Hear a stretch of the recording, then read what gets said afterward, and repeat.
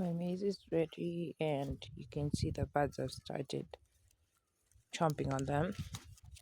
Like this one, I can feel the seeds actually getting dry. So this one, I'll not use this one. I'm not going to roast this one. Okay, let me see if I can find a softer one. These ones are still not yet mature. This one is soft. The last time I checked, still, yeah, I could roast this one. Plus, it's huge. Look at that. There's another one here. Also, this one, I kind of sense that it's not yet ready.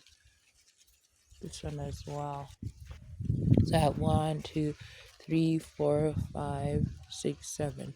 7 big plants and these 3 little ones. Over there I have one standing, and behind this one there's some others.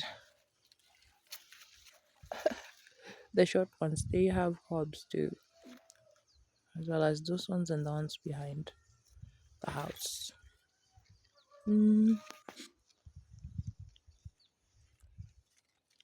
I've been gone for just like 2 weeks, and the farm is looking quite different.